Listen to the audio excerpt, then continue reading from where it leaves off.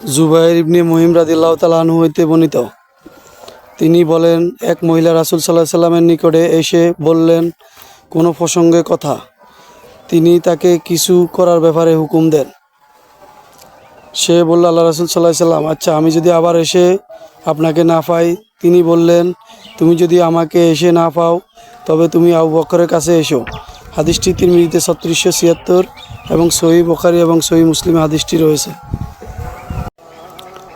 হযরত আয়েশা রাদিয়াল্লাহু তাআলা আনহা হইতে বর্ণিত আছে, নবী করিম সাল্লাল্লাহু আলাইহি সাল্লাম আবু বকরের দ্বার ছাড়া আর সমস্ত দ্বার ও বন্ধ করার হুকুম দেন।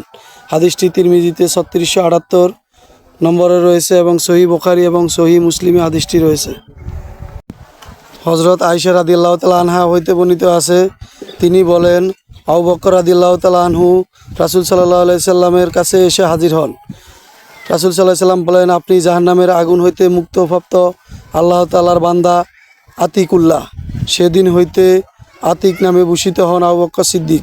হাদিসটি তিরমিজিতে 3679 এবং মিশকাতে হাদিসটি 6022 নম্বরে রয়েছে।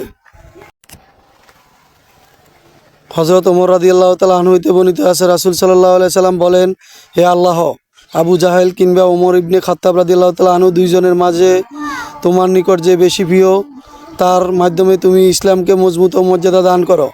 ইবনে ওমর রাদিয়াল্লাহু তাআলা আনহু ওই দুইজনের মাঝে ওমর রাদিয়াল্লাহু তাআলা আনহুকে আল্লাহ তাআলা প্রিয় হিসাবে আবির্ভূত হন। হাদিসটি তিরমিজিতে 3681 এবং মিশকাতে 6036 নম্বরে রয়েছে। হযরত ওমর রাদিয়াল্লাহু তাআলা আনহু হইতে বর্ণিত, রাসূল সাল্লাল্লাহু আলাইহি সাল্লাম বলেন, আল্লাহ তাআলা ওমর রাদিয়াল্লাহু তাআলা আনহুর মুখে ও হৃদয়ে সত্য স্থাপন করেছেন। ইবনে ওমর রাদিয়াল্লাহু তাআলা আনহু জনগণের সম্মুখে কখনো কোনো প্রসঙ্গ আবির্ভূত হলে লোকজন তাও সম্পর্কে মন্তব্য ব্যক্ত করত এবং ইবনে ওমর খাত্তাব রাদিয়াল্লাহু তাআলা আনহু অভিমত ও ব্যক্ত করতেন।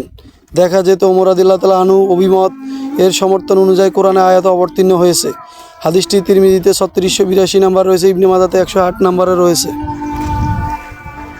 হযরত আবু হুরায়রা রাদিয়াল্লাহু তাআলা আনহু হইতে বর্ণিত আছে, রাসূল সাল্লাল্লাহু আলাইহি সাল্লাম বলেছেন, আল্লাহ তাআলা জাহেলী যুগের গর্ব অহংকার ও পূর্বপুরুষদের নিয়ে আভিজাত্যের অহংকার তোমাদের হইতে অপসারণ করেছেন। এখন কোন লোক হয় খোদাভীরু এবং মুমিন কিংবা বদনসিব পাপী। মানুষ আদমের সন্তান আর আদম আলাইহিস সালাম মাটি হইতে সৃষ্টি। হাদিসটি তিরমিজিতে 3956 নম্বরে এবং তিরমিজির সমাপ্ত হাদিস।